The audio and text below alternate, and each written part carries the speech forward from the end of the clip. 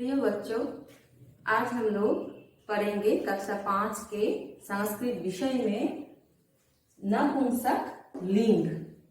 पूर्व पाठ में हम लोग लिंग के बारे में पढ़े थे, लिंग के भेद के बारे में ज्ञान प्राप्त किए।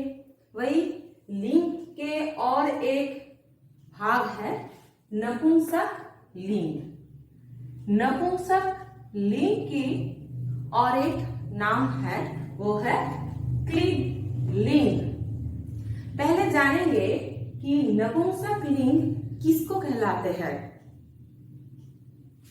जो शब्द न पुरुष जाति का बोध कराते हैं, न ही स्त्री जाति का बोध कराते हैं, अपितु स्वतंत्र होते हैं, वे शब्द नपुंसक लिंग कहलाते हैं।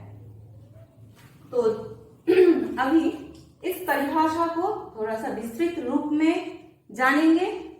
जो शब्द नौ पुरुष जाति का बोध कराते हैं, न ही स्त्री जाति का बोध कराते हैं।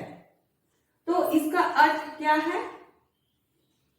जो शब्द ना तो पुरुष जाति का ना तो स्त्री जाति का बोध कराते हैं, तो हम लोग उसको क्या कह सकते हैं? उसको हम लोग एक निर्जीव पदार्थ के अनुसार इसको हम लोग जान सकते हैं।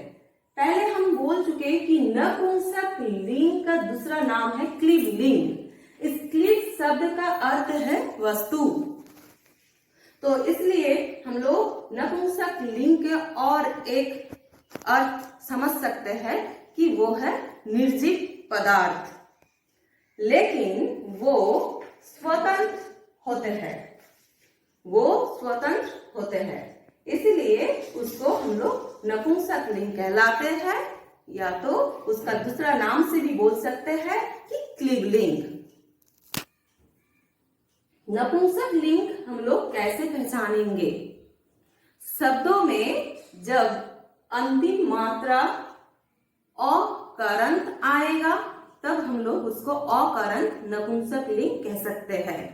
दूसरा, शब्दों के अंत में जब ईकारांत उकारांत भी आ सकता है तब भी हम लोग उसको ईकारांत नपुंसक लिंग उकारांत नपुंसक लिंग बोल सकते हैं। या भी और भी कुछ नपुंसक लिंग शब्दों का भेद भी हो सकता है, जो सब हम लोग अभी नहीं जानेंगे, बाद में जान सकते हैं।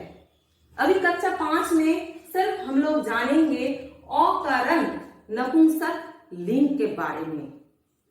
फिर लगेगा कि अभी हम लोग कैसे बोल सकते हैं कि अकारांत शब्दों को नपुंसक लिंग बोल सकते हैं, क्योंकि पहले हम लोग जब पुल्लिंग का चैप्टर में पढ़े थे कि अकारांत शब्दों को, जब शब्दों में अंतिम मात्राएं अकारांत आएगा तब हम लोग उसको पुल्लिंग कह सकते हैं। फिर अभी इस चैप्टर में बोल रहे कि अकारांत पुल्लिंग, अकारांत जब आएगा शब्द के अंतिम मात्रा में तब हम लोग उसको नपुंसक लिंग बोल सकते हैं। तो इन दोनों में अंतर क्या है? इन दोनों में अंतर है, वो शब्द होना चाहिए कि वो पुरुष जाति का बोध होना चाहिए, और अभी ये होगा निर्जीव पदार्थ, मतलब वस्तु के बारे में हम लोग उस शब्दों को जानेंगे। जिस शब्द में अ आएगा उसी शब्दों को हम लोग नपुंसक लिंग कह सकते हैं। जैसे पहले हम लोग पुल्लिंग के बारे में अकारांत पुल्लिंग शब्द जब पढ़े थे तब हम लोग उदाहरण लिए थे नरक, बालक, तो तब शब्दों के अंत में अ आया था और वो था जीवित, मतलब वो है पुरुष जाति का बोध। और अभी जो उदाहरण पढ़ेंगे, कुछ उदाहरणों से हम लोग और भी विस्तृत रूप में नपुंसक लिंग को जानेंगे। वो है फल, पत्र, पात्रम, पुस्तकम। देखो ये सब शब्द क्या है? वो है सब निर्जीव है। इन शब्दों का, इन नपुंसक शब्दों का 3 जो है एक वचन, द्विवचन, बहुवचन में जानेंगे, तब हम लोग कुछ विशेष लक्षण को देखेंगे, याद रखेंगे कि जब फल शब्द हम लोग पढ़ रहे तब फल का एक वचन में रूप आएगा फलम।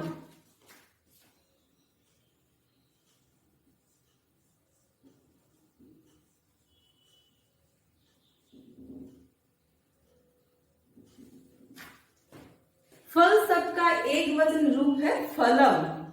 तो इन सिर्फ ये जो फल, इस शब्द के अंतिम में क्या मात्रा है? अ, और इसके साथ क्या लगा? मो, हलम। तो नपुंसक लिंग का एक वचन का रूप आएगा फलम, मतलब अकारण शब्द के अंतिम में मो, हलन लगेगा। एक वचन के साथ मो युक्त होता है। द्विवचन में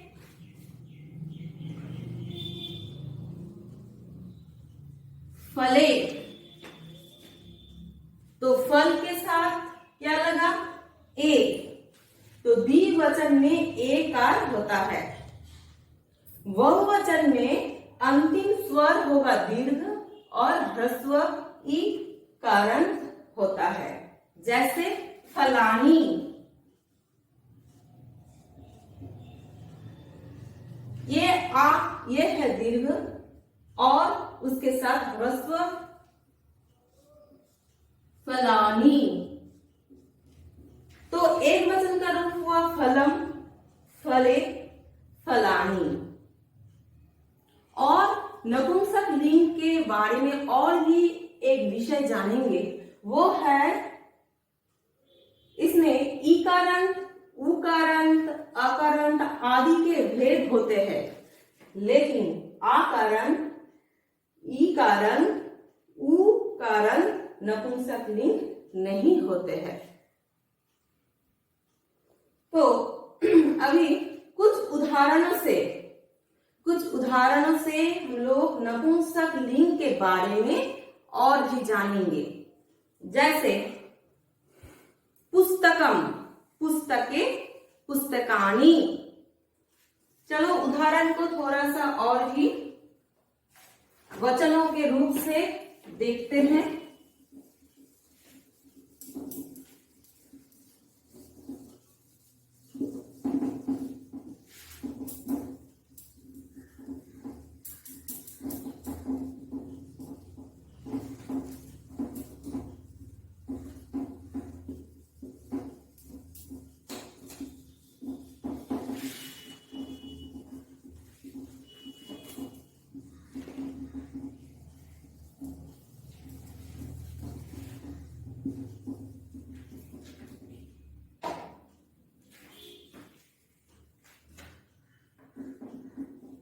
एक वचन,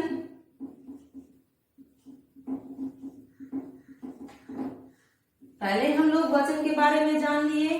वचन का एक भाग है एक वचन, द्विवचन, बहुवचन।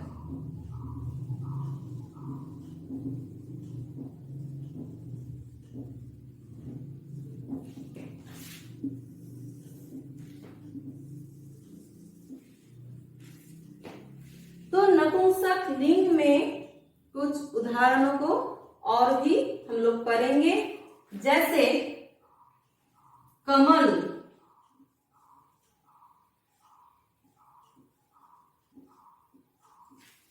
कमल इन शब्दों के अंत में अकारंत है, लेकिन अंतिम में मैं पहले बोल चुकी हूं कि एक वचन में मो युक्त होता है।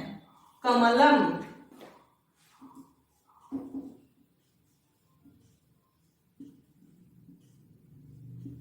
द्विवचन में कमले, एकारंत।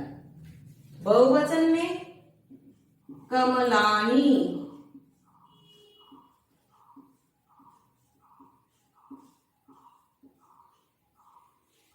पहले पॉइंट में मैं बोली थी कि बहुवचन में अकारंत शब्द के अंतिम में दीर्घ स्वर और ह्रस्व स्वर होता है। तो कमलानी इसमें दीर्घ स्वर ह्रस्व स्वर युक्त हुआ है। कमलानी। तो कमलम इसका अर्थ है एक कमल, कमले दो कमल, कमलानी अनेक कमल। दूसरे आम्रम,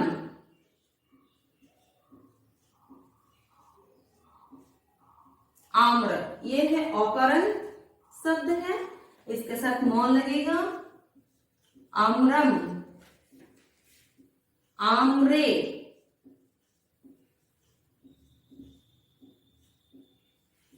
अमरानी,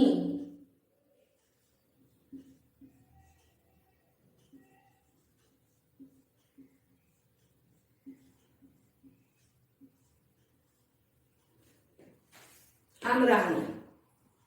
आम्रम, आम्र अर्थात आम फल।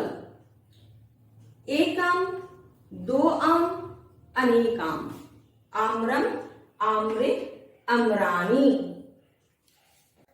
और भी एक शब्द के बारे में जानेंगे जो नपुंसक अकारंत लिंग है, वो है पुस्तक।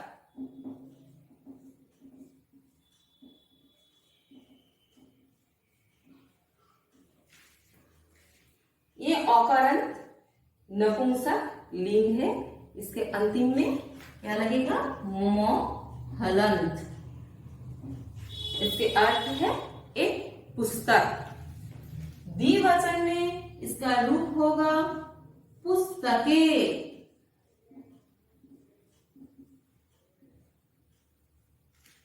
एकार पुस्तकें अर्थ है दो पुस्तकें।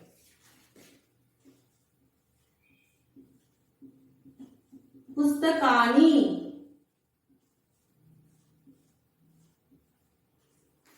अनेक पुस्तकें। पुस्तक के साथ दीर्घ स्वर और ह्रस्व स्वर भी युक्त हुआ है। पुस्तकानी। और एक उदाहरण, गृह। ये भी क्या है? ये भी नपुंसक लिंग शब्द है। गृह, गृह का अर्थ है घर। तो गृहम अंत में मोह हलंत लगेगा। एक घर, गृह है। द्विवचन में गृह के साथ ए लगा है। दो घर, गृहानी।